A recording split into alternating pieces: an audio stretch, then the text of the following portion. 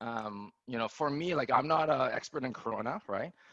But I'm looking at the economic repercussions, and all of us in this, a lot of us owners right now, like we feel stressed and worried because of what's unexpected, right? I have personally survived like 3 massive crises as an entrepreneur in the last 15 years, right?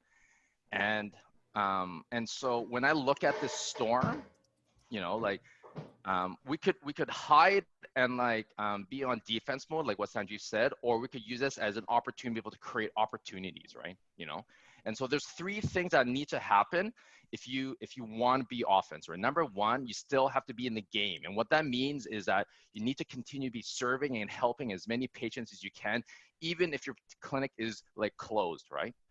Your staff and your patients need you more than you ever before, especially leadership. Number two, right? This is a time to reset and focus on the basics, right?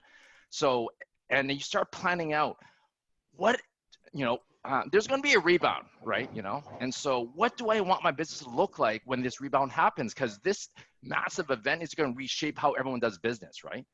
And so, and everything you do today or in the next couple of weeks will shape that, right? Number 3 is the most important thing. We talk to thousands of owners, and all I hear everyone complaining is, I don't have enough time to do things, right? You have time right now to make the plan and the changes that you want to do, right?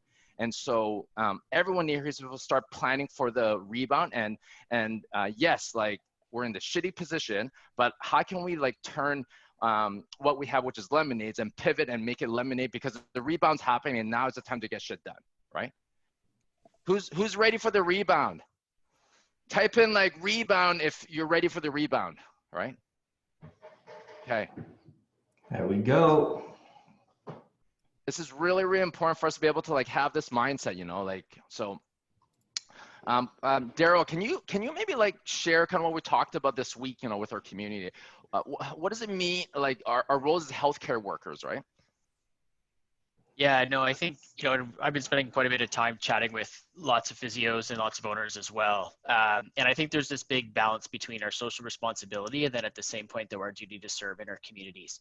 And really what we've seen clinics open, we've seen clinics closing, but I think the biggest, you know, challenge that we've seen is, you know, how do we maintain ourselves at the front line and what is considered an urgent case? And I think this is really when we've been stretched. And I actually believe us as physios, chiros, massage therapists, et cetera, this is really where we're going to start to see our worth shine in an industry that actually is in crisis right now. You know, taking people for suspending in-person care and then expanding us outside of our comfort zone right now, moving into a virtual space that quickly, that fast, just really proves the worth that we bring. But I think what I like that you said earlier, Rick, is that we cannot stop serving patients. So if we're thinking about just waiting until the dust settles on this, it's actually the wrong approach. It relieves us on a downward sort of trend.